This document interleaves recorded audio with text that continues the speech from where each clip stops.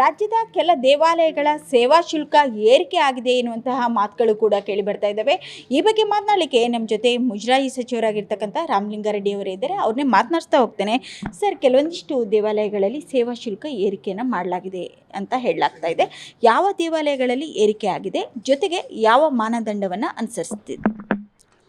ನಮ್ಮ ರಾಜ್ಯ ಸರ್ಕಾರದ ಮುಜರಾಯಿ ಇಲಾಖೆ ಸರ್ಕ್ಯುಲರ್ ಪ್ರಕಾರ 4 ವರ್ಷಕ್ಕೊಮ್ಮೆ ಸೇವೆಗಳ ದರ ಪರಿಷ್ಕರಣೆಗೆ ಅವಕಾಶ ಇರುತ್ತೆ. ಈಗ ಉದಾಹರಣೆಗೆ ಕುಕ್ಕೆ ಸುಬ್ರಹ್ಮಣ್ಯ ದೇವಸ್ಥಾನ 2010ರಲ್ಲಿ BJP ಸರ್ಕಾರ ಇದ್ದಾಗ ದರ ಪರಿಷ್ಕರಣೆ ಮಾಡಿದರು ಸೇವೆಗಳದ್ದು. ಈಗ 2025ರಲ್ಲಿ ಅಂದರೆ 15 ವರ್ಷ ಆದಮೇಲೆ ಅಲ್ಲಿರ್ತಕ್ಕಂಥ ಆಡಳಿತ ಮಂಡಳಿಯವರು ಸೇವೆಗಳ ದರ ಪರಿಷ್ಕರಣೆ ಮಾಡಿ ಅಂತ ಇವರಿಗೆ ಆಯುಕ್ತರಿಗೆ ಕಳಿಸಿದರು. ಆಯುಕ್ತರು ನೋಡಿ ರೀಸನಬಲ್ ಆಗಿ ಮಾಡಿದ್ದಾರೆ. ಆಮೇಲೆ ಈಗ ನಮ್ಮ ಸರ್ಕಾರ ಬಂದ ಮೇಲೆ ಈಗ ನಮ್ಮಲ್ಲಿ 35,000 ದೇವಸ್ಥಾನಗಳಿದೆ. ಆಮೇಲೆ ಎಲ್ಲ A ಗ್ರೇಡು B ಗ್ರೇಡ್ ಟೆಂಪಲ್ಸಲ್ಲಿ ವ್ಯವಸ್ಥಾಪನಾ ಸಮಿತಿ ಇರುತ್ತೆ. ಒಬ್ಬರು ಅಧ್ಯಕ್ಷರಿರ್ತಾರೆ, 8 ಜನ ಸದಸ್ಯರಿರ್ತಾರೆ. ಆಡಳಿತ ಮಂಡಳಿ ತೀರ್ಮಾನ ತಗೊಂಡು ಅವರು ಸರ್ಕಾರಕ್ಕೆ ದರ ಪರಿಷ್ಕರಣೆ ಮಾಡಿ ಅಂತ ಕಳಿಸಿದ್ರೆ ಮಾತ್ರ ಮಾಡ್ತೀವಿ. ಸರ್ಕಾರದಿಂದ ಯಾವ ನಿರ್ದೇಶನವೂ ಇಲ್ಲ. ಅಂದರೆ ಇದರಲ್ಲಿ ಸರ್ಕಾರದ ಯಾವುದೇ ರೀತಿ ಪಾತ್ರ ಇಲ್ಲ ಅಲ್ವಾ ಸರ್? ಪಾತ್ರನೇ ಇರೋದಿಲ್ಲ. ಯಾಕಂದರೆ 35,000 ದೇವಸ್ಥಾನ ಇದೆ. ಈಗ ದರ ಪರಿಷ್ಕರಣೆ ಮಾಡಿ ಅಂತ ಕೇಳಿರೋದು ನೋಡಿ ಇಲ್ಲೇ ಇದೆ. ಯೋಗ ನರಸಿಂಹ ದೇವಾಲಯ, ನಂದಿ ತೀರ್ಥ ದೇವಾಲಯ ಮಲ್ಲೇಶ್ವರ, ಮಹಾಗಣಪತಿ ದೇವಾಲಯ ಮಲ್ಲೇಶ್ವರ ಅವರಿಂದ ರಿಪೋರ್ಟ್ ಇದರಿಂದ ಏನು ಮನವಿ ಇತ್ತು. ಆಮೇಲೆ ವಿದುರಾಶ್ವತ್ಥ, ಆಮೇಲೆ ವೆಂಕಟರಮಣ ಸ್ವಾಮಿ ತಲಕಾಯಿಲ್ ಬೆಟ್ಟ 325, ಈ ಕಡೆ 4 ಮಹಾಲಿಂಗೇಶ್ವರ ಪುತ್ತೂರು, ಕುಕ್ಕೆ ಸುಬ್ರಹ್ಮಣ್ಯ, ಮಹಾಗಣಪತಿ ಸೌತಡ್ಕ, ಸೂರ್ಯನಾರಾಯಣ ದೇವಾಲಯ ಮುರುಳಿ, ಇಷ್ಟು ಒಟ್ಟು 9 ದೇವಸ್ಥಾನ ಅಷ್ಟೇ.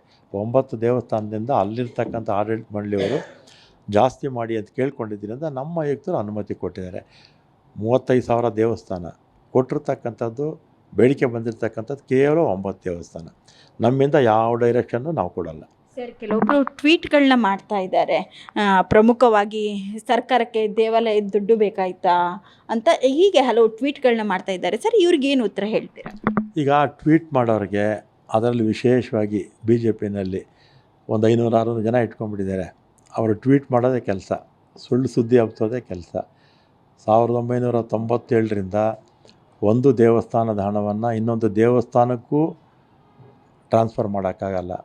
ಆಮೇಲೆ ಯಾವ ದೇವಸ್ಥಾನದ ಹಣ ಕೂಡ ಸರ್ಕಾರದ ಟ್ರೆಜರಿಗೆ ಬರೋದಿಲ್ಲ. BJP ಸರ್ಕಾರ ಇತ್ತಲ್ಲ 2008ರಿಂದ 13, 19ರಿಂದ 23, 9 ವರ್ಷ ಅವರೇ ಇದ್ದರು. ಅವ್ರ ಕಾಲದಲ್ಲೂ ಅಷ್ಟೇ, ನಮ್ಮ ಕಾಲದಲ್ಲೂ ಅಷ್ಟೇ, ಯಾರ ಕಾಲದಲ್ಲೂ ಮಾಡೋಕ್ಕಾಗಲ್ಲ. ಒಂದು ದೇವಸ್ಥಾನ ಹಣ ಇನ್ನೊಂದು ದೇವಸ್ಥಾನಕ್ಕೂ ಕೊಡೋಕ್ಕೆ ಬರೋದಿಲ್ಲ. ಈ BJPಯವ್ರು ಇರ್ತಾರಲ್ಲ, ಅವರು ದೇವ್ರ ಕೆಲಸನೂ ಮಾಡಲ್ಲ, ಧರ್ಮದ ಕೆಲಸ ಮಾಡಲ್ಲ. ಆದರೆ ಧರ್ಮದ ಹೆಸರಲ್ಲೂ ಓಟ್ ಕೇಳ್ತಾರೆ, ದೇವ್ರ ಹೆಸರಲ್ಲೂ ಓಟ್ ಕೇಳ್ತಾರೆ. ಆ ಅರ್ಚಕರಿಗೆ ಪಾಪ ಅರ್ಚಕರಿಗೆ 40,000 ಜನ ಅರ್ಚಕಿದ್ದಾರೆ. ಅರ್ಚಕರಿಗೆ ಏನೋ ಸಹಾಯ ಮಾಡೋಣ ಅಂತ ಕಾನೂನು ತಿದ್ದುಪಡಿ ತಂದರೆ ಅದಕ್ಕೂ ಅಡ್ಡ ಬರ್ತಾರೆ.